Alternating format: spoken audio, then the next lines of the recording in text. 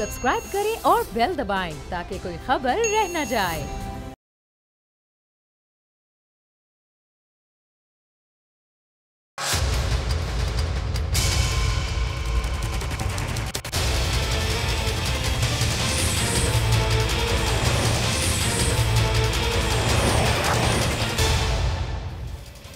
अस्सलाम वालेकुम, आप देख रहे हैं प्रोग्राम बस बहुत हो गया। मैं हूं अरबाब जहांगीर। NA-75 सियालकोट के ज़िमनी इलेक्शन में शदीद बदनज़मी और 20 पोलिंग स्टेशन का नतीजा सामने ना आने पर इलेक्शन कमीशन ने NA-75 डस्का के नताइज तब्दील किए जाने के खदशे के बाइस ज़िमनी इलेक्शन का नतीजा रोक दिया था और इलेक्शन कमीशन 20 पोलिंग स्टेशन के नताइज देर से मौसूल होने की अब तहकीकात कर रहा है।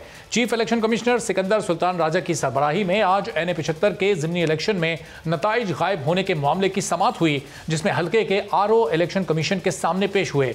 रिटर्निंग अफसर ने इलेक्शन कमीशन को बताया कि हल्के में 360 पोलिंग स्टेशन थे और 1:45 बजे तक 305 पोलिंग स्टेशन के नताइज आ गए थे। 337 पोलिंग स्टेशन का इंदराज 3:30 बजे तक हो चुका था। 20 पोलिंग स्टेशन के नताइज में ताखीर पर उनसे राब्ते की कोशिश की गई। 19 प्रिजाइडिंग ऑफिसर से राब्ता ना हो सका। सिर्फ एक प्रिजाइडिंग अफसर को बेल जा रही थी, बकिया के फोन ऑफ थे। हमने प्रिजाइडिंग अफसरान को बयान लेने बुलाया था। 20 में से सिर्फ 7 प्रिजाइडिंग अफसरान ने हमें तहरीरी बयान दिया।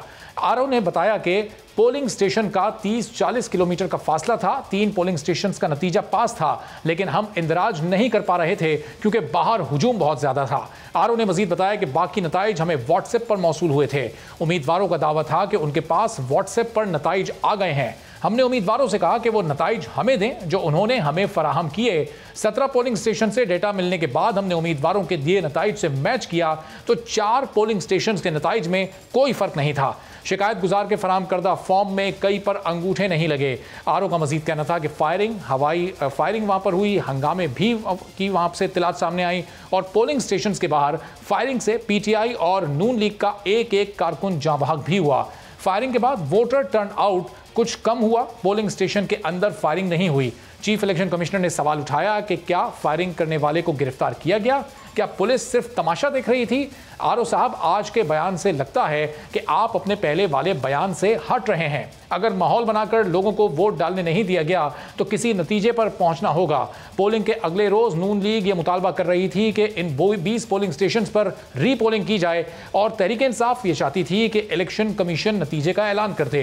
अब तहरीक इंसाफ ने नून लीग के इस मुतालबे को मान लिया कि 20 पोलिंग स्टेशन पर रीपोलिंग कर दी जाए। खुद इमरान खान भी इस पर रजामंदी जाहिर कर चुके। तो अब नून लीग ये कह रही है कि तमाम पोलिंग स्टेशन यानी पूरे हल्के में ही रीपोलिंग की जाए। तो आज इलेक्शन कमीशन में जो समाअत हुई उसकी तफसीलात थी। अब नून लीग आगे क्या चाहती है? पूरे हल्के में रीपोलिंग चाहती है या फिर सिर्फ 20 पोलिंग स्टेशन पर ही रीपोलिंग के अपने पुराने मुतालबे पर कायम है? इस पूरी सूरत हाल पर गुफ्तगू करते हैं। मोहम्मद जुबैर साहब हमारे साथ मौजूद हैं, तर्जुमान हैं नवाज शरीफ साहब के, मरियम नवाज साहिबा के।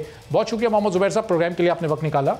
जुबैर साहब, अब मुस्लिम लीग नून क्या चाह रही है कि वो जो 20 हल्के जहां प्रिजाइडिंग अफसरान गायब हो गए थे, 20 पोलिंग स्टेशन सिर्फ उन पर रीपोलिंग की जाए या फिर पूरे हल्के की रीपोलिंग चाहती है इस वक्त नून लीग?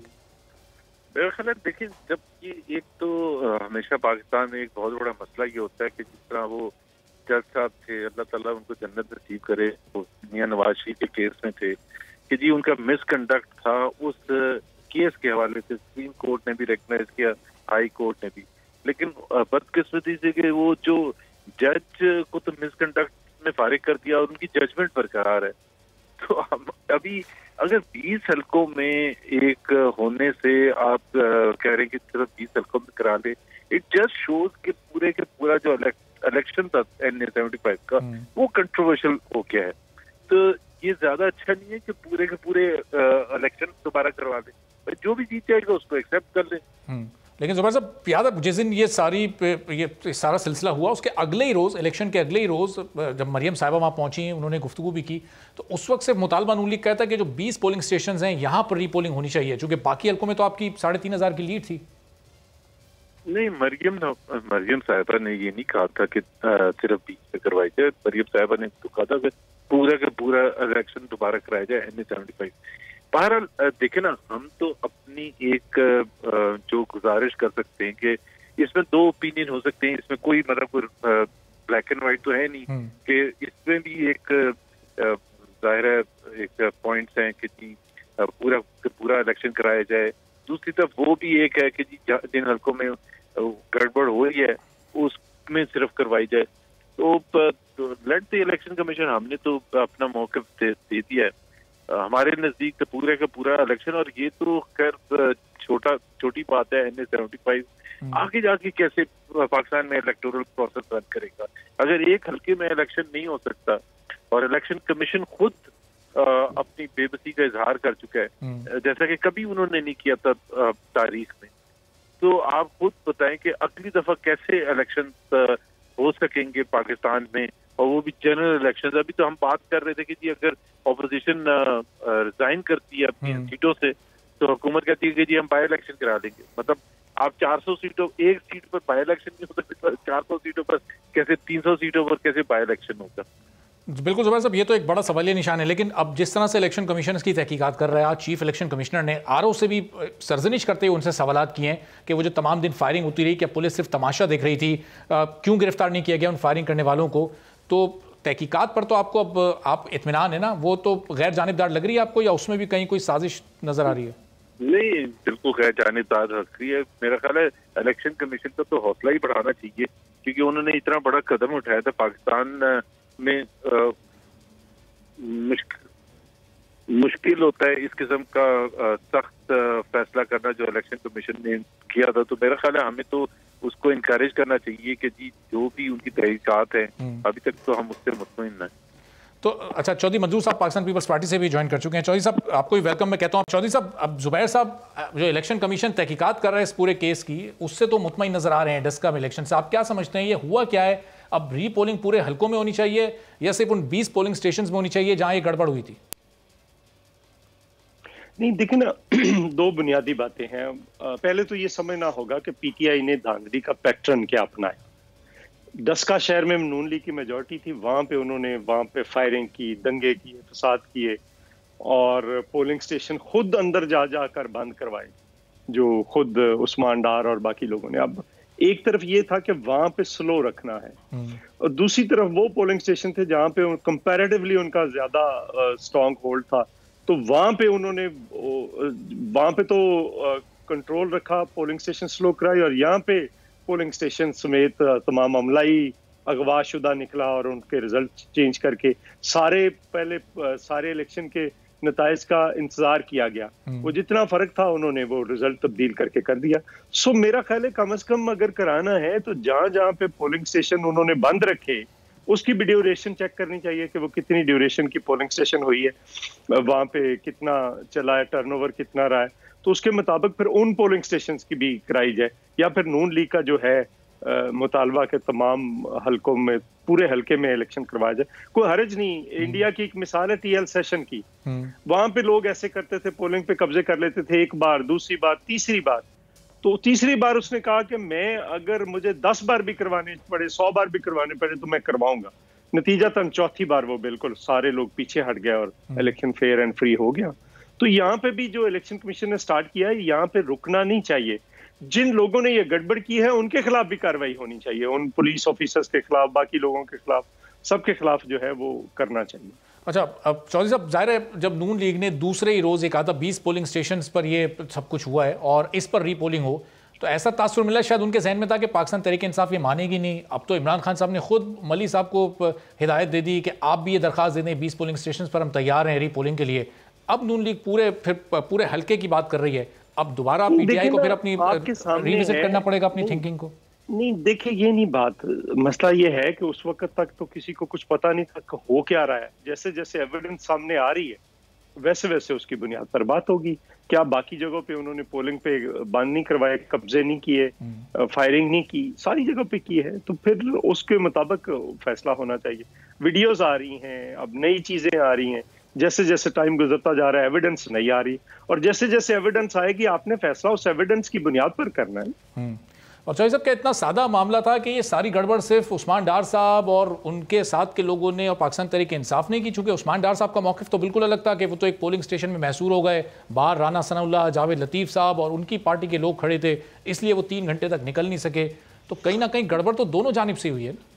नहीं, दोनों जानब से क्या होता है, मतलब दूसरी जानब से तो या फिर वो जो हलीम आदल शेख है उनके तो लोगों ने दिखाए ना कि खुद कलाशनकोफ उठाई हुई है, असला बरदार लोग हैं, फायरिंग हो रही है, लोगों के गले पड़ रहे हैं। इस किस्म की कोई एक चीज है, एविडेंस है तो इनके पास ले आए। कोई एविडेंस नहीं है उनकी तो इस वक्त।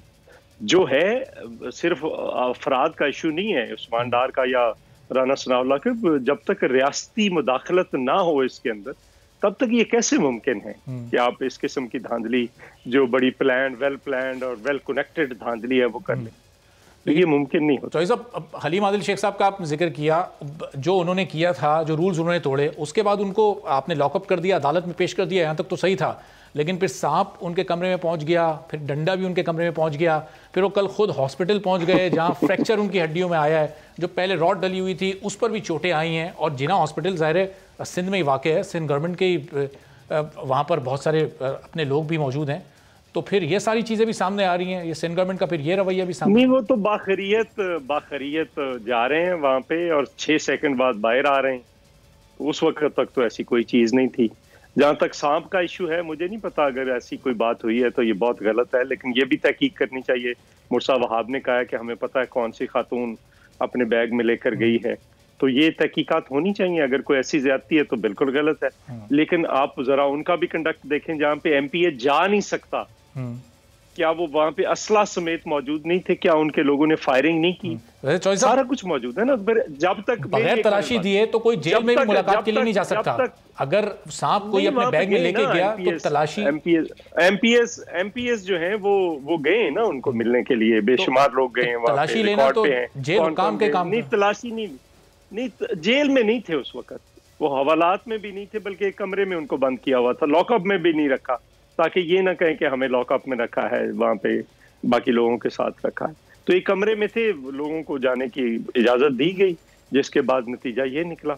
और दूसरी बात ये है कि देखिए, जो कानून तोड़ रहा है, जब इलेक्शन कमीशन ने कहा है कि इसको गिरफ्तार करें और यहाँ से बाहर निकालें, तो फिर उनके खिलाफ जितनी, अगर आपको एक गिरफ्तारी हो जाए आपकी, तो जितनी FIRs आपके खिलाफ पेंडिंग होती है, उन सारों में गिरफ्तारी फिर होती है। सही। चल, अब डस्का वाले मामले की तरफ वापस आते हैं। अब बज़ाहिर तो ज़ाहिर जो इल्ज़ामात उस्मान डार साहब पर, पाकिस्तान तहरीक इंसाफ पर लग रहे हैं, लेकिन अभी थोड़ी देर पहले मरियम साहिबा ने एक ट्वीट किया चौधरी साहब, जिसमें वो कह रही हैं कि जिस इदारे को धांधली के लिए इस्तेमाल किया गया, वो वज़ीर आज़म के हुक्म के बगैर हरकत में भी नहीं आ सकता। और 2 अफराद के नाम अब उन तक पहुँच चुके हैं उस इदारे के, जो वो फिर मुनासिब वक्त पर ही बताएंगी। तो अब इसमें इदारों को क्यों घसीटा जा रहा है? क्या यहाँ आपको कहीं इस्टेब्लिशमेंट का या किसी और इदारे का कोई रोल नज़र आया इस पूरी गड़बड़ में? देखिए, मुझे ज्यादातर नहीं इल्म, लेकिन अगर किसी भी इदारे का, किसी फर्द का कोई रोल है और मरियम बीबी के उनको इल्म है, तो वो उन्हें जरूर आश्कार करना चाहिए, बिल्कुल करना चाहिए। तो चौधरी साहब, अब ये बगैर नाम लिए इल्जामात लगा दिए जाते हैं। इससे पहले भी वो कह चुकी हैं कि हुकूमत मिन्नतें कर रही है हमारी, वफाकी वज़रा मुझसे कह रहे हैं कि आप बाहर चली जाएं और मैं बाहर जाना नहीं चाह रही। फिर जब नाम पूछे जाते हैं, उनके नुमाइंदे भी आते हैं, नाम भी नहीं बताते। तो ये बगैर नाम लिए कि इल्ज़ामात इस तरह लगाना हुकूमत पर या इदारों पर सही है? अगर कुछ है तो आप नाम लेकर बात करें, नहीं तो फिर आपको बात ही नहीं करनी चाहिए। नहीं, देखिए, इस मुल्क का बदकिस्मती से पहली बात तो ये है कि ये सवाल आपको मुझसे नहीं करना चाहिए, मरियम बीबी को करना चाहिए। दूसरी बात ये है कि इस मुल्क की तारीख रही है, इलेक्शन कमीशन की एक तारीख, अदलिया से जस्टिस मुनीर से लेकर, अयूब खान से लेकर आज तक मार्शल लॉ की, अब फौजी मुदाखलत की एक तारीख रही है। तो उस तारीख के पस मंजर में जब भी कोई बात करता है तो लोगों को लगता है कि ये तो बात कह रहा है।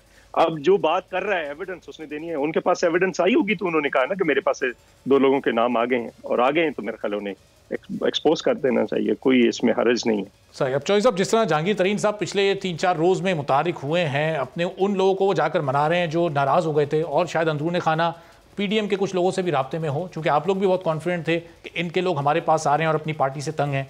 जहांगीर तरीन साहब के मुतारिक होने के बाद फिर सेनेट इलेक्शंस के नताइज किस हद तक वापस PTI के पलड़े में जा सकते हैं? नहीं, देखिए, जहांगीर तरीन साहब के पास कोई जादू की छड़ी तो नहीं है। सवाल ये है कि जो लोग 2-2.5 साल इनसे नाराज रहे और ओपन लोगों ने कहा कि हम हफीज शेख को वोट नहीं देंगे, हफीज शेख का वो कोई ताल्लुक नहीं। जादू का जहाज है, लेकिन पता नहीं कितना चलता है, कितना नहीं वो चलता, कितना उसमें पेट्रोल डाला गया है कि वो कितना चलेगा और कितना नहीं। लेकिन अगर जरा आप देखें, आज जो इनका बलूचिस्तान का प्रेसिडेंट है रिंद साहब, उन्होंने जो कहा है वो आप सुन ले, जरा सुना दे लोगों को।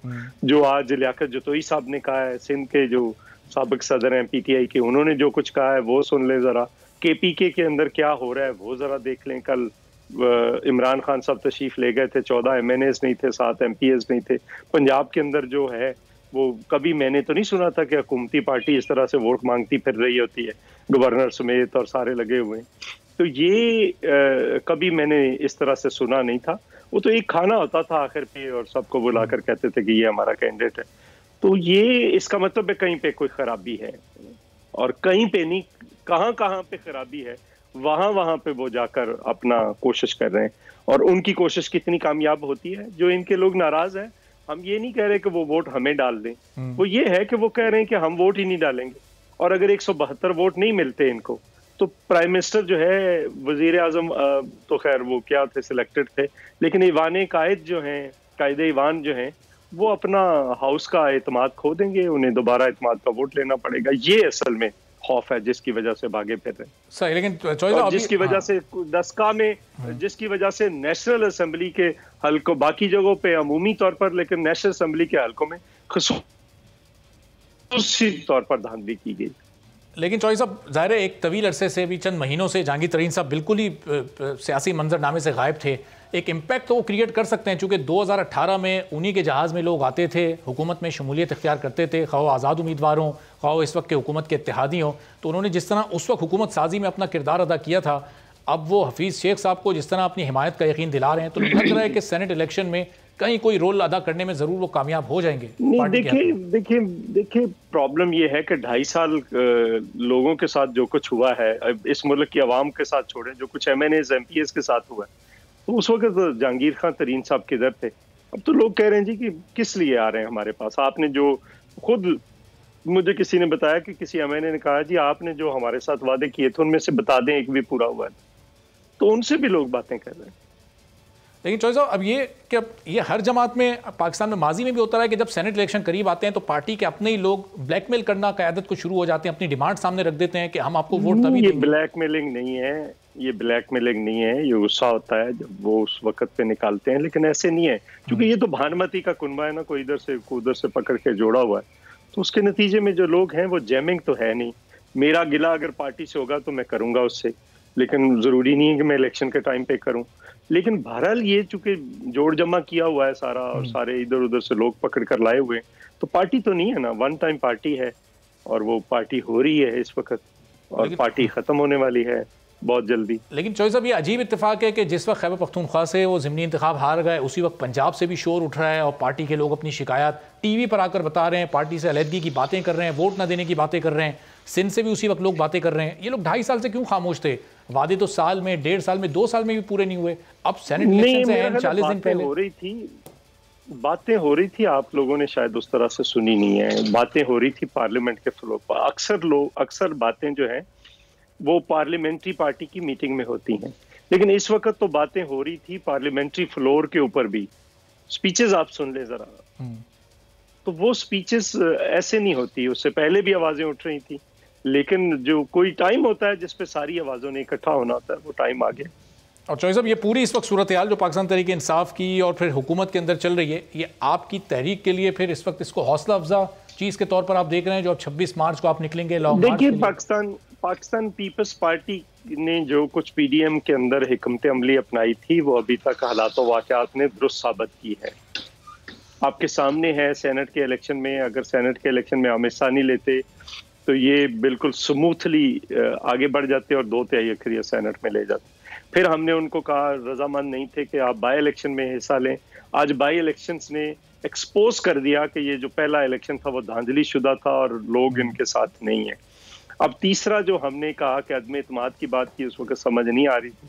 अब यूसुफ रजा गिलानी साहब के इलेक्शन में कैंडिडेट पुट करने से समझ आ गई है कि ये ही अदम एतमाद है फिलहाल।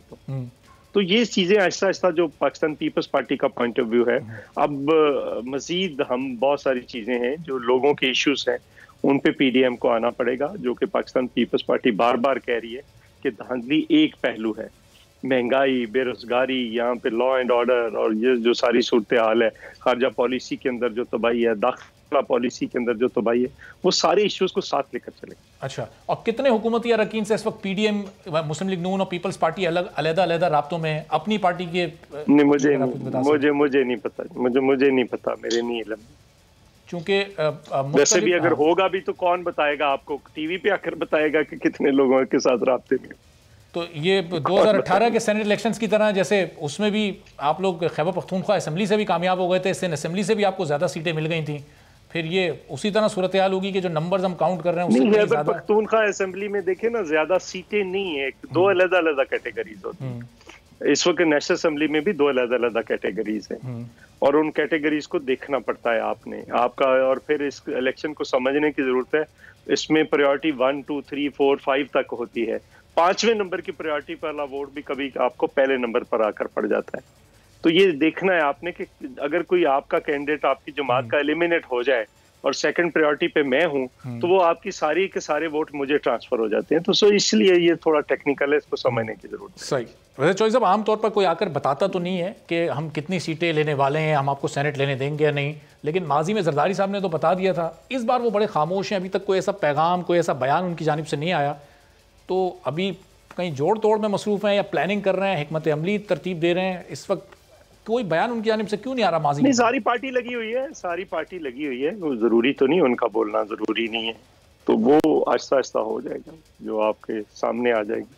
तो अब मुख्तलिफ ज़िमनी इंतखाबात हुए, उसमें कहीं पाकिस्तान तहरीक इंसाफ को शिकस्त हुई, कहीं नतीजा अभी तक रुका हुआ है। सूरत हाल ये है, डॉक्टर आमिर लियाकत हुसैन साहब हमारे साथ मौजूद हैं और चूँकि वो भी ऐलान कर चुके हैं अब्दुल हफीज़ शेख साहब के नाम पर उनको एतराज़ था, उन्होंने ट्वीट भी किया था कि जहांगीर तरीन साहब उनसे ये रिक्वेस्ट ना करें वरना उनकी इस रिक्वेस्ट को टाल नहीं पाएंगे। तो अब क्या सूरत हाल है, क्या आमिर लियाकत साहब का मौक़िफ़ है, ये भी जानने की कोशिश करते हैं। आमिर साहब, बहुत शुक्रिया प्रोग्राम के लिए, आपने वक्त निकाला। आमिर साहब, पहले तो अब्दुल हफीज़ शेख साहब के नाम पर जो आपको एतराज़ था वो अभी तक है, अपने मौक़िफ़ पर आप कायम हैं, या क्योंकि जहांगीर तरीन साहब मुतारिक हो गए तो मौक़िफ़ बदल गया आपका? बहुत शुक्रिया अरबाब भाई। सबसे पहले माजरत के मैं आपके शोज में काफ़ी दिनों से नहीं आ पा रहा क्योंकि ज़ाहिर है कि मसरूफियात इस्लामाबाद की वजह से, वरना मैं अभी कराची जब आऊँगा तो इंशाल्लाह ज़रूर आप शिरकत पूरी तरह से करूँगा जैसे करता था। ज़रूर ज़रूर। अब जो आपने सवाल किया है वो ये कि देखें, अब्दुल हफीज़ शेख साहब बहुत अच्छे इंसान हैं, काबिल कदर शख्सियत भी होंगे, लेकिन ना मैं उनको वोट दे रहा हूँ, ना मैं उनको वोट देना चाहता हूँ, ना ही मैं उनको वोट दूंगा। एक कैटेगोरिकली मैं कह रहा हूँ। अच्छा, अब बिल्कुल अच्छे होंगे, बिल्कुल सही बात है, मुझे इससे कोई फर्क नहीं पड़ता। मेरी पार्टी से नहीं, जब तक वो मेरी पार्टी में नहीं होंगे। मेरी पार्टी है तहरीक इंसाफ। तहरीक इंसाफ में जो शख्स शामिल होगा मैं उसे वोट दूंगा। ये मेरी तहरीक का आइन कहता है, ये मेरी तहरीक का मंशूर कहता है, और यही मुझे आइन पाकिस्तान भी कहता है कि जस्टिस एजाजुल हसन साहब ने कल इरशाद फरमाया है कि इख्तिलाफ राय पर कोई अगर वोट किसी और को दे तो उसकी नाअहली नहीं होती। तो मतलब ये कि इख्तिलाफ राय हो सकता है।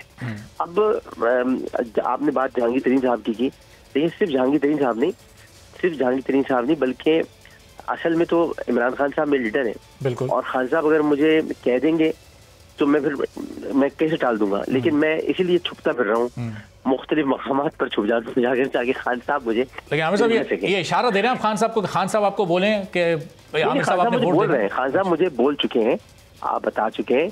अब मैंने उनको कह दिया था कि खान साहब मेरे लिए मुश्किल होगा। उसकी वजह ये कि आपने मुझे ये सिखाया है जिंदगी भर, बल्कि जब से मैं आपके साथ शामिल हूँ, और मैं आपसे अब नहीं था, जब भी मैं देखता था कि आप जो है वो फाइट करते हैं लास्ट बॉल तक, तो मैं आखिरी बॉल तक खेलूंगा। और आपने मुझे ये सिखाया है कि करप्शन और करप्ट प्रैक्टिसेस के खिलाफ रहो। तो जब तक ये मेरी पार्टी में नहीं आएगा, और ये दुनिया का अजीब गरीब आदमी होगा कि जो पहले वजीर बन जाता है, उसके बाद वो सेनेटर बनता है या पार्टी में आता है और फिर सेनेटर बनता है। ये दुनिया में एक वाहिद मिसाल होगी। एडवाइजर है आमिर साहब, वजीर तो नहीं हुआ, एडवाइजर है। चले एडवाइजर का दर्जा वजीर के बराबर होता है, एडवाइजर है। चले मुशीर बन जाता है, पहले मुशीर बन जाता है, उसके बाद पार्टी में आते अगर आता है तो, जो कि मेरा मुतालबा है, गालिबन ये लोग शायद कल या आज कर चुके हो। आमिर लियाकत हुसैन साहब हमारे साथ मौजूद हैं और गुफ्तगू उनसे जारी है। और आमिर लियाकत साहब एक बार फिर बड़ा वाज़ेह अंदाज में कह रहे हैं कि पार्टी की टॉप लीडरशिप तक उनका ये पैगाम जा चुका है कि वो अब्दुल हफीज़ शेख साहब को वोट नहीं देंगे, ऐसा कोई इरादा नहीं रखते। और अब्दुल हफीज़ शेख साहब जो कि बराह रास्त एडवाइज़र के तौर पर इस हुकूमत का हिस्सा बने और अब वो सेनेट का हिस्सा बनने जा रहे हैं, कि आमिर लियाकत साहब के ख्याल में पैराशूटर इसी को कहते हैं। एक ब्रेक के बाद उनसे जानेंगे, हमारे साथ।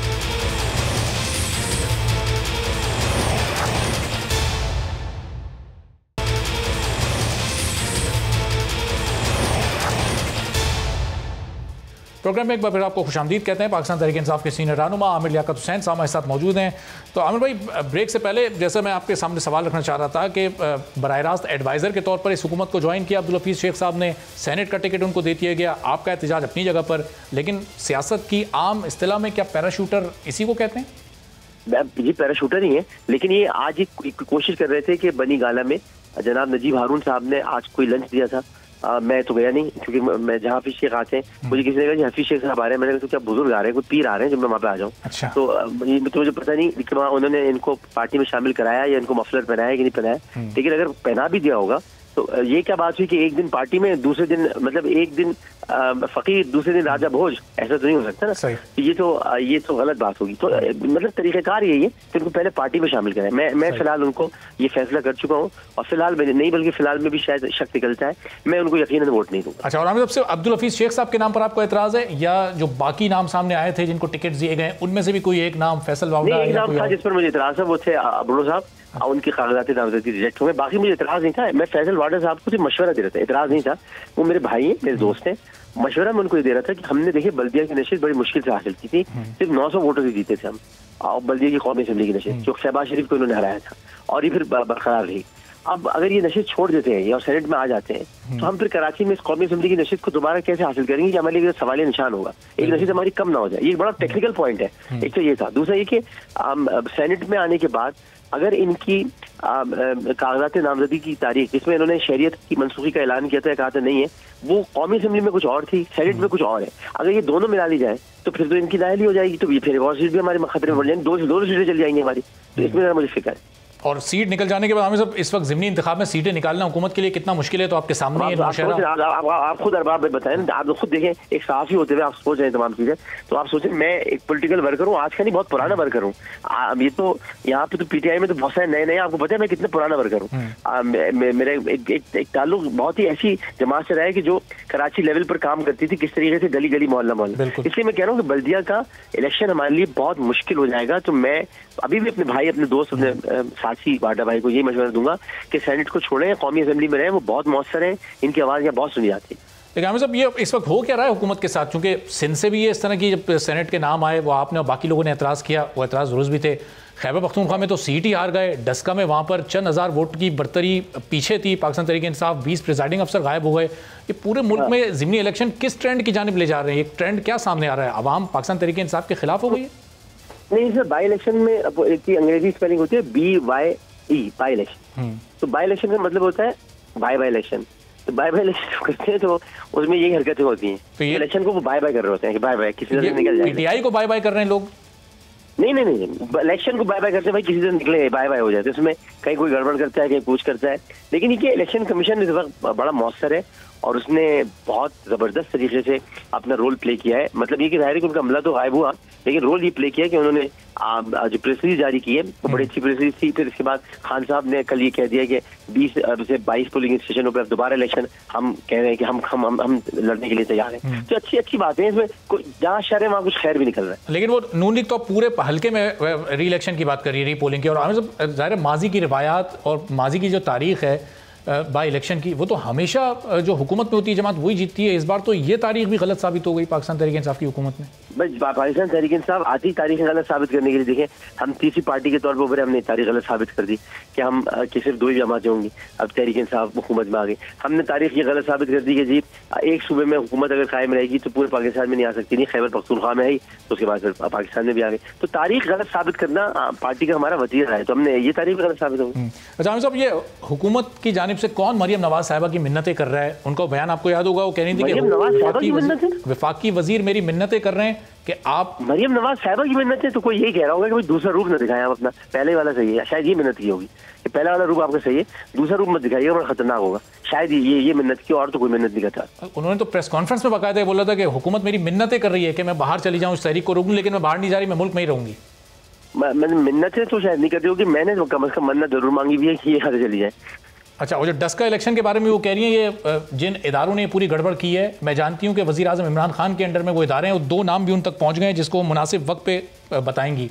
कहाँ से मैनेज हो रहा था, किस सत्ता से मैनेज हो रहा था? इदारों पर उंगली उठाना बेशर्म बयानात है। इदारों पर कहना, मुल्क में एक इदारे ही तो मजबूत होते हैं कि जिनको आप कमजोर करना चाहते हैं। तो ये तो बहुत ही बचकाना और बेशर्मी पर मुश्तमिल बयान है। कोई इदारा कहीं कुछ नहीं कर रहा, सब इदारे अपनी अपनी जगह पर इंटेक्ट है, अपने अपने काम कर रहे हैं, सब न्यूट्रल है। इदारों को कह रही है इलेक्शन कमीशन कौन है, फिर ये भी तो इदारा है, ये आपके फिर साथ खड़ा है, इसका मतलब हमारे खिलाफ है क्या?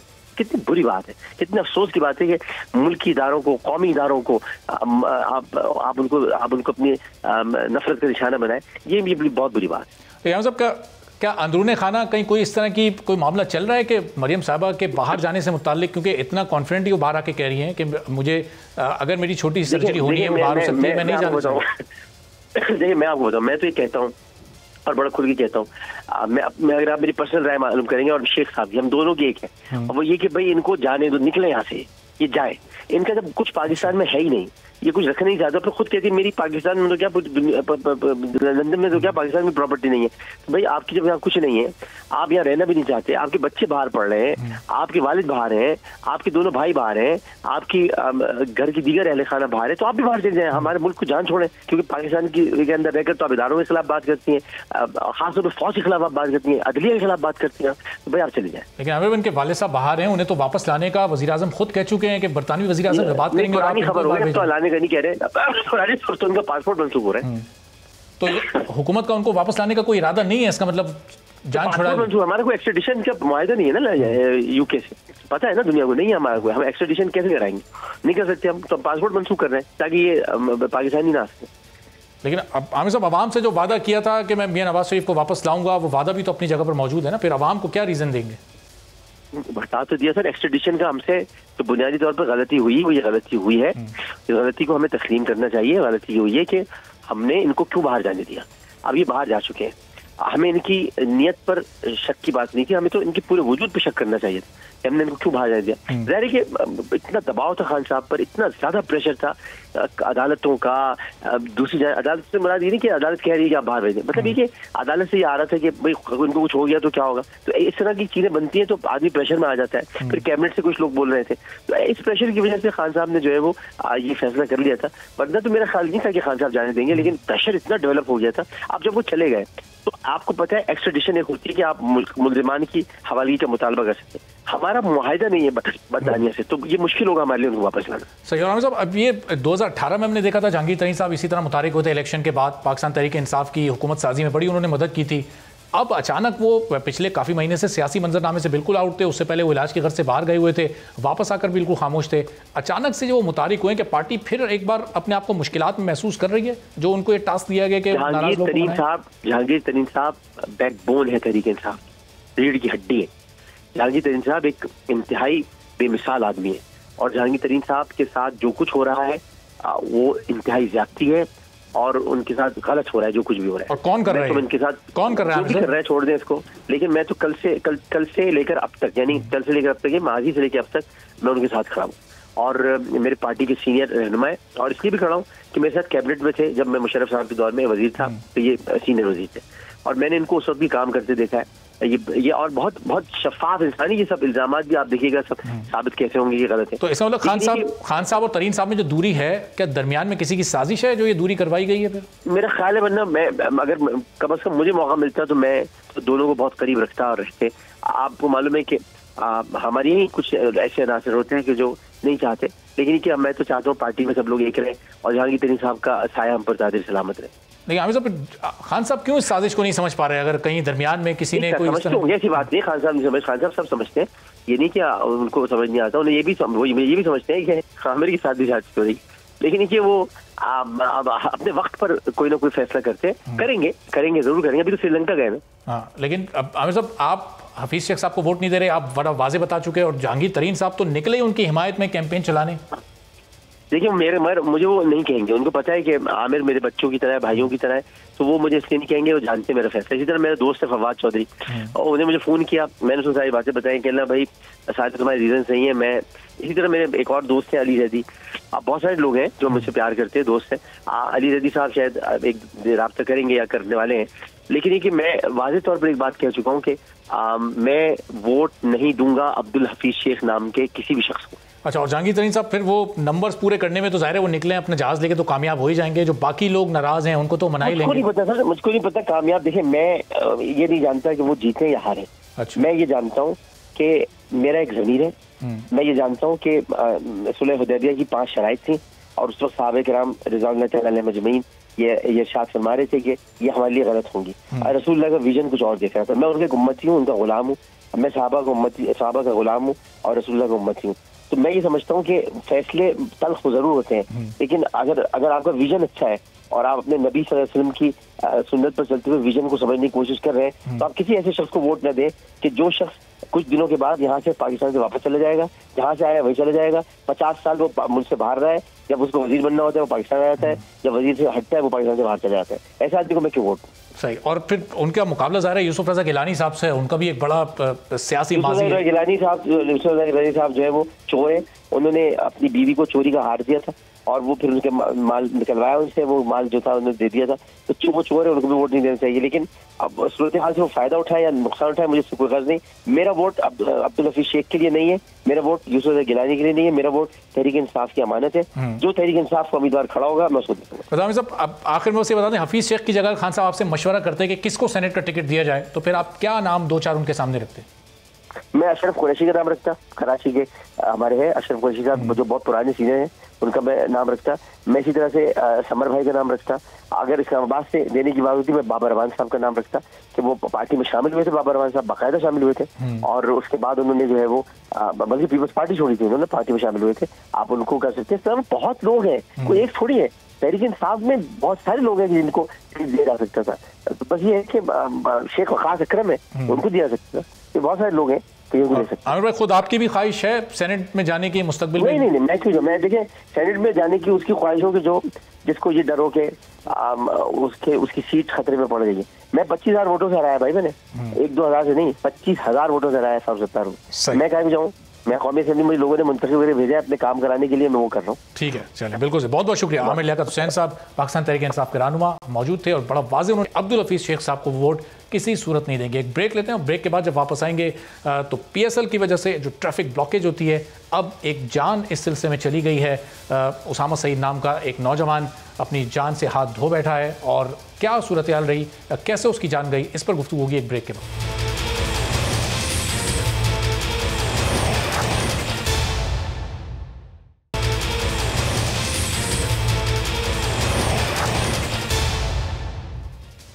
प्रोग्राम में एक बार फिर आपको खुशामदीद कहते हैं। अगर लोग मर रहे हैं, अजियत में हैं, तो क्या फ़ायदा PSL का? ये मैं नहीं कह रहा, बल्कि ये रिमार्क्स हैं मुअज़्ज़िज़ अदालत के। और अदालत को ये रिमार्क्स क्यों देना पड़े, सुनिए ज़रा इसकी वजूहात क्या हैं। पाकिस्तान सुपर लीग के 6ठे एडिशन के मैचेस जारी हैं और पाकिस्तान समेत दुनिया भर में ही शायकीन क्रिकेट को इस वक्त एंटरटेन कर रहे हैं, जिससे दुनिया भर में पाकिस्तान का बहुत ही शानदार और सॉफ्ट इमेज कायम हो रहा है। मगर हर साल की तरह इस साल भी PSL 6 के मैचेस के दौरान सूबाई हुकूमत और इंतजामिया सिक्योरिटी के नाम पर शहरियों को शदीद मुश्किल में डाले हुए है। सिंध हाई कोर्ट ने PSL 6 के दौरान नेशनल स्टेडियम के करीब सड़कें ब्लॉक न करने का हुक्म दिया था, जिसके बाद पुलिस हुक्काम ने सिंध हाई कोर्ट को यकीन दहानी कराई थी कि नेशनल स्टेडियम कराची के करीब शहर के 2 बड़े अस्पतालों को जाने वाले रास्ते पाकिस्तान सुपर लीग मैचेस के दौरान खुले रहेंगे। मगर अफसोस कि ऐसा ना हो सका और जिस बात का खदशा था वही हुआ। गुज़िश्ता रोज रास्ते बंद होने की वजह से स्ट्रीट क्रिमिनल्स की फायरिंग से जख्मी होने वाला नौजवान उसामा सईद वक्त पर अस्पताल ना पहुंचने की वजह से जिंदगी की बाजी हार गया। आज एक शहरी की जानिब से महकमा दाखिला और SP ट्रैफिक के खिलाफ रास्ते बंद करने पर तौहीन अदालत की दरखास्त पर समाअत हुई और दरखास्त में यह कहा गया है कि उसामा सईद को अस्पताल लेकर जा रहे थे, मगर चूंकि रास्ते बंद थे, रास्ता नहीं दिया गया। महकमा दाखिला सिंध और पुलिस हुक्काम की जानिब से सिंध हाई कोर्ट को यकीन दहानी के बावजूद सड़कों की बंदिश से ट्रैफिक जैम पर अदालत पहले भी बरहमी का इजहार कर चुकी है और अदालत की जानिब से एक बार फिर कहा गया कि आप लोग अपनी बात से मुनहरफ क्यों हो जाते हैं। अगर लोग मर रहे हैं, अजियत में हैं, तो क्या फ़ायदा ऐसे PSL का। अदालत ने इस्तफसार किया कि ट्रैफिक पुलिस का क्या काम है। ट्रैफिक पुलिस यकीनी बनाए कि कहीं ट्रैफिक जैम ना हो और अगर ट्रैफिक जैम हो भी तो डकैती की वारदातों को रोका जाए, मुनासिब सिक्योरिटी को यकीनी बनाया जाए। अब ये पूरी सूरत हाल रही। उसामा सईद तो इस दुनिया में नहीं रहा, वो नौजवान तो अपनी जान गया। इस वक्त उसामा के वकील एडवोकेट इरफान अजीज़ साहब हमारे साथ मौजूद हैं। तो इरफान साहब, अदालत में आज क्या कार्रवाई रही? क्या महकमा दाखिला की जानिब से कोई पेश हुआ? बताया गया उनकी जानिब से कि रास्ते पहले यकीन दहानी कराई गई थी कि बंद नहीं किए जाएंगे, फिर क्यों बंद थे, ये वाकया पूरा क्या हुआ, ज़रा बयान कीजिएगा। बिस्मिल्लाहिर्रहमानिर्रहीम। बोल चैनल का बहुत शुक्रिया कि उन्होंने हमें बोलने का मौका अता किया। सबसे पहले बात तो ये कि पासवान डेमोक्रेटिक पार्टी की जानिब से हमने एक सीपी फाइल की 691/2021, जिसमें रोड ब्लॉकेज के लिए था, क्योंकि सुप्रीम कोर्ट ने धरना केस के अंदर जो कि फैजाबाद का धरना था उसमें होल्ड कर दिया था कि रोड अमेनिटी है और रोड किसी सूरत बंद नहीं हो सकते। और इस पे हमने इस बेस पर हमने पिटीशन फाइल की और पिटीशन में 17/2 को जो है गवर्नमेंट ने अंडरटेकिंग की, जिसमें एसपी ट्रैफिक आई और महकमा दाखिला की जानिब से फोकल पर्सन थे असगर अली मेहर साहब ने कि हम रोड बंद नहीं करेंगे, एक रोड बंद करेंगे जो कि डीसी रोड और बशीर सेंटर वाला रोड है, सही। इसके अलावा कोई रोड बंद नहीं करेंगे। लेकिन उन्होंने इसकी खिलाफ वर्जी करते हुए आगा खान वाला रोड फिर बंद कर दिया और आगा खान से डालमिया जाने वाला रोड बंद कर दिया और उसको यू टर्न कर दिया। पहले ये न्यू टाउन थाने से बंद करते थे, अब इन्होंने आगा खान टॉपिक टाइम मेडिको के सामने से यू टर्न करवा दिया, सही। लिहाजा इस पे हमने इसकी वजह से जो ट्रैफिक जैम होता था उस पर भी इंतजामिया की कोई नजर नहीं थी और इंतजामिया ने शहर को लावारिस समझ के छोड़ दिया, सारी सिक्योरिटी पीएसएल पे लगा दी और जो ट्रैफिक जैम में स्नैचिंग और वारदातें और जो क्रिमिनल एक्टिविटी होती है उस पर कोई नजर नहीं रखी उन्होंने। इसकी वजह से एक बच्चे को जो गरीबाबाद से आ रहा था उसको एक स्नैचर्स ने मोबाइल भी उसका आईफोन छीना और उसको गोलियां भी मारी। अब उसके दोस्त ने कोशिश की लेकिन ट्रैफिक जैम में गाड़ी कहाँ से वो निकाल सकता है कि वो आगा खान पहुंचे और इस दौरान उसका सारा ब्लीडिंग हो गई और वो बच्चा एक्सपायर कर गया। अब उसके घर वाले भी सारे समझ रहे कयामत गुजर गई और एक्सपायर ही हो गए, उसके बच्चे भी उसके साथ ही। ये हुआ है। फिर आज अदालत में तौहीन अदालत हमने लगाई, अदालत ने मार्क्स दिए और इंश्योर किया कि इन पर्सन एसपी ट्रैफिक और महकमा दाखिला का फोकल पर्सन पेश हो और 26 तारीख की डेट दी है। और इरफान साहब, ये उसामा का दोस्त जब उसामा को लेकर जा रहा था जख्मी हालत में हॉस्पिटल, तो रास्ते में क्या ट्रैफिक पुलिस या खुद पुलिस एहलकार वहां पर मौजूद थे? कोई कॉपरेट उन्होंने किया? ना ट्रैफिक पुलिस थे, ना एहलकार थे, ना रेंजर्स थे। ये शहर को लावारिस कर देते हैं, सिर्फ पीएसएल पे सिक्योरिटी लगा दी और बाकी कहीं देखा ही नहीं, क्योंकि जब ट्रैफिक जैम होता है इसमें स्नैच की वारदात लाजमी होती है क्योंकि आदमी स्टक होता है, कहीं आ नहीं सकता, पीछे नहीं जा सकता, आगे नहीं जा सकता। उस वजह से इनको पिकेट लगानी चाहिए थी, उन्होंने पिकेट क्यों लगाई? और इरफान साहब, माशरे की बेइज्जती का ये आलम है कि बहुत सारे लोग सोशल मीडिया पर ये कह रहे हैं कि वो उसामा का दोस्त आगा खान हॉस्पिटल क्यों लेकर जा रहा था, किसी दूसरे हॉस्पिटल क्यों नहीं लेकर जा रहा था। तो जरा इसकी भी आप वजाहत कर दें कि गवर्नमेंट हॉस्पिटल्स का क्या हाल है कि अगर किसी सरकारी हॉस्पिटल में किसी जख्मी को ले जाया जाए तो वो तो वैसे ही इंतजार में मर जाता है। सबसे नियरेस्ट हॉस्पिटल जो उस वक्त अवेलेबल था जो कि ऐसे कैजुअलिटीज ले सकता है वो आगा खान है और आगा खान तक ही रीच नहीं हो रही, बाकी तो जिना और सिविल में वो कहाँ से जाता? 4-10 मिनट का रास्ता नहीं है, वो उधर से 1 घंटा लग गया उसको और आगा खान नहीं रीच कर सका, वो सिविल हॉस्पिटल या किसी और सरकारी अस्पताल कैसे जाता? सही। और कैजुअलिटीज के केसेस आपको पता है प्राइवेट हॉस्पिटल से नहीं लेते। और इरफान साहब, जब तक वो उसामा का दोस्त उसामा को लेके हॉस्पिटल पहुंचा तो उसामा का इंतकाल हो चुका था रास्ते में ही, हॉस्पिटल पहुंचने से पहले। उसकी ब्लीडिंग ही नहीं रुकी और 5 मिनट चाहिए होते, 10 मिनट चाहिए होते, ब्लीडिंग निकल जाए तो बंदा एक्सपायर कर जाता है। ये तो आपको ही पता है मेडिकली उसके। उसकी ब्लीडिंग रुकती, अगर उसको हॉस्पिटल एक्सेस मिल जाता, रोड का एक्सेस ईजी मिल जाता तो वो पहुंच सकता था, लेकिन इंतजामिया ने इतनी बेहिसी का मुजाहिरा किया कि शहर को लावारिस छोड़ दिया। इनका दूसरा प्रॉब्लम ये है कि ये खड़े हो तो मुसीबत और ना खड़े हो तो मुसीबत। खड़े होते हैं तो आम शहरियों को लूटते हैं, तंग करते हैं और उनको जगह जगह हरास करते हैं। चलें, बहुत बहुत शुक्रिया इरफान अजीज साहब। उसामा सईद के वकील एडवोकेट इरफान अजीज साहब हमारे साथ मौजूद थे, बता रहे थे कि किस तरह से ये इंतहाई अफसोसनाक वाकया पेश आया। उसामा का दोस्त लेकर सड़कों पर घूमता रहा, लेकिन चूंकि कंटेनर्स लगे हुए थे, पीएसएल की वजह से सिक्योरिटी वजूहात की बिना पर ट्रैफिक को ब्लॉक किया हुआ था, उस वजह से वो वक्त पर अस्पताल ना पहुंच सका। ओवैस कादिर शाह साहब पीपल्स पार्टी के रहनुमा और वजीर ट्रांसपोर्ट हमारे साथ मौजूद हैं। ओवैस साहब, बहुत शुक्रिया प्रोग्राम के लिए, आपने वक्त निकाला। ठीक है, पीएसएल हो रहा है, पूरी दुनिया में बड़ा सॉफ्ट और बेहतरीन इमेज पाकिस्तान का जा रहा है, लेकिन अब अदालत भी ये कह चुकी है कि ये रास्ते इस तरह से ब्लॉक ना किए जाएं। सिर्फ लोगों का वक्त नहीं ज़ाया हो रहा, सिर्फ लोगों का पेट्रोल नहीं ज़ाया हो रहा, अब तो जाने भी जा रही हैं ओवैस कादिर शाह साहब इसकी वजह से। बिस्मिल्लाहिर्रहमानिर्रहीम जी, सबसे पहले तो ये बहुत अफसोसनाक वाकया है। बिल्कुल अब इस पे अफसोस ही किया जा सकता है। देखिए, हमारी कोशिश कभी ये नहीं रही, हुकूमत कोई भी हुकूमत हो वो ये नहीं चाहेगी कि कभी किसी भी मजबूरी से या कोई भी बात हो जिससे जानों का ज़िया हो। देखिए, पहले ही पीएसएल के स्टार्ट होने से पहले ही एक प्लान दे दिया गया था, ट्रैफिक प्लान सोशल मीडिया पे, प्रिंट मीडिया पे, हर जगह पे वायरल किया गया था। देखिए सिक्योरिटी इश्यूज भी होते हैं, सिक्योरिटी इश्यूज की वजह से यही रोड्स को डाइवर्ट किया जाता है, फॉरेन प्लेयर्स आते हैं आपके पास खेलने। बड़ी अरसे के बाद हम पे एतमाद बहाल हुआ है पूरी दुनिया का कि फॉरेन प्लेयर्स आ रहे हैं बिला झिझक यहाँ पे पार्टिसिपेट कर रहे हैं हमारी PSL की टीम्स में, फॉरेन टीम्स आ रही हैं। देखिए पहले अगर आप 5-10 साल पहले चले जाएं तो शायद कोई इंटरनेशनल टीम पाकिस्तान आने को तैयार नहीं थी, ऐसे वाकयात भी हुए थे। देखिए कोशिश हमारी पूरी है कि हर जगह पे अमन अमान बहाल को बरकरार रख सकें।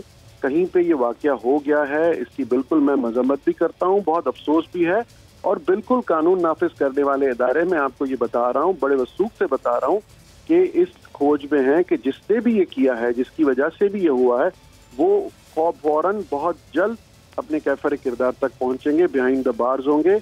हमारी ये कोशिश रही है कि कराची की वो रोशनियां बहाल हो सके। हम बहुत हद तक कामयाब हुए हैं या नहीं ये तो आप ही हमें बता सकते हैं, लेकिन हम इसी कोशिश में लगे रहेंगे मेरे शहर कराची की वो रौनकें दोबारा बहाल हो। ये हादसा बहुत बड़ा हुआ है। वैसा भी जो सिक्योरिटी के इश्यूज हैं ये तो अपनी जगह पर हैं, इसीलिए जब मैच होता है नेशनल स्टेडियम के चारों तरफ की सड़कें ब्लॉक की जाती हैं। ये जो स्ट्रीट क्राइम्स हैं, स्नैचिंग वगैरह, ये भी चल रही है। अब इन सबको जो कंट्रोल करना होता है वो वजारत दाखिला का काम होता है। आजकल दाखिला का कलमदान किसके पास है वैसे? देखिए चीफ मिनिस्टर सिंध खुद अपना उनके पास कलमदान है, लेकिन आप इस बात पे मैं बिल्कुल आपको यकीन दहानी करा रहा हूँ कि जो हमारे SSPs, DI, CCPO और सब मुतहरिक हैं, सब लोग काम कर रहे हैं, ऑन ग्राउंड है पुलिस फोर्स। और अगर आप कंपेयर करेंगे कि जो पहले हालात थे, इस वक्त कराची के हालात कदरे बेहतर है। शहर का सबसे मुल्क का सबसे बड़ा शहर, मेट्रोपॉलिटन सिटी, और वहां पर वजीर दाखिला कोई नहीं है। मैं ये बता रहा हूँ आपको, चीफ मिनिस्टर साहब ने अपने पास वो कलमदान रखा हुआ है। माजी में हालात इस शहर के बहुत खतरनाक हद तक क्राइम जा चुका था, इसका आप भी विटनेस करेंगे, आप भी यहीं के, मैं भी यहीं का। बिल्कुल बिल्कुल। अल्हम्दुलिल्लाह उसमें बहुत बेहतरी आई है। क्राइम दुनिया के हर शहर में होता है, बहुत ऐसे मुल्कों के नाम बता सकता हूँ, इतने बड़े बड़े मेट्रोपॉलिटन सिटीज के नाम बता सकता हूँ जहाँ पे रेशो बहुत हाई है और वो बहुत तरक्की याफ्ता मुल्क भी हैं। मैं वहाँ उस बात को नहीं छेड़ना चाहता, लेकिन यहाँ पे जितनी हमने कोशिश की है और जितनी लॉ एनफोर्समेंट एजेंसीज जो आपस में कोऑपरेट करके कराची का अमन अमान हमने बहाल किया है, इस हद तक ले आए। देखें अगर एक हादसा बिल्कुल अफसोसनाक है, मैं इस पे तो देखें किसी की जान के ज़िया का कोई नेमुल बदल नहीं हो सकता, मैं कुछ भी कह दूं इस पे बिल्कुल अफसोस है हमें। हमारी कोशिश रहेगी कि आइंदा इस किस्म के वाकयात ना हो, और हमारी ये भी बिल्कुल कोशिश है कि ट्रैफिक रवां दवा रहे। ट्रैफिक प्लान्स दे दिए गए हैं और बिल्कुल हमारी कोशिश। तो शाह साहब ये कोई मैकेनिज्म ऐसा होना चाहिए ना कि चलें आम ट्रैफिक को आप छोड़ दें, कम से कम एम्बुलेंसेस को उस वो जो कंटेनर्स लगे होते हैं, जो ब्लॉकेज होती है, उनको तो रास्ता दिया जाए। देखिए उनके लिए नेमुल बदल रास्ता बिल्कुल पहले PSL शुरू होने से पहले एक हफ्ता पहले वो सारा प्लान जारी कर दिया गया था। अगर कहीं पे एम्बुलेंस किसी जगह पे अगर किसी रूट में भी आ जाती है तो तरजीह दी जाती है उनको, एम्बुलेंसेस को कभी नहीं रोका जाता, किसी जगह पे भी नहीं रोका जाता। ये आप अगर प्रैक्टिकली भी देख लेंगे, कहीं पे भी ऐसी कोई इमरजेंसी भी होती है तो एम्बुलेंस को रास्ता बिल्कुल दिया जाता है। ये कभी नहीं होगा कि अगर कहीं रश में भी फंसी हुई है तो कोशिश ये होती है कि वहां से उसको निकाल के और एम्बुलेंस को रास्ता दिया जाए। बाकी आप जिस कंटेनर्स की बात कर रहे हैं वो कंटेनर्स वहां से शिफ्ट हो गए हैं, बहुत सी जगहों से शिफ्ट हो गए हैं।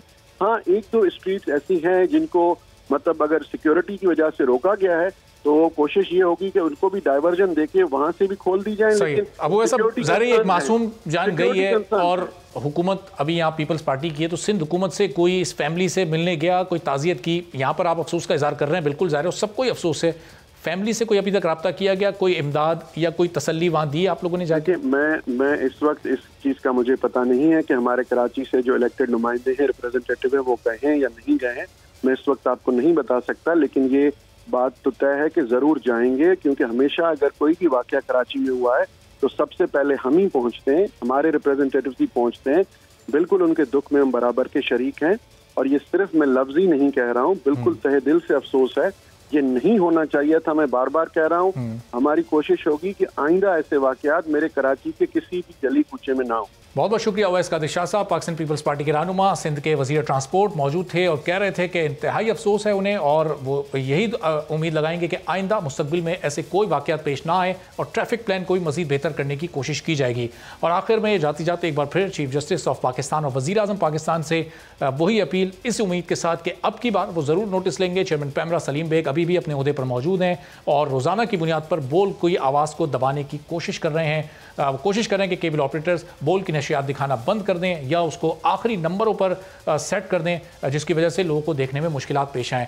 तो चेयरमैन पैमरा के इस अमल पर अब एक नोटिस या तो चीफ जस्टिस साहब लें या वज़ीर आज़म पाकिस्तान इमरान खान लें और बोल को इंसाफ फराहम करें। इजाज़त दीजिए, अल्लाह हाफ़िज़।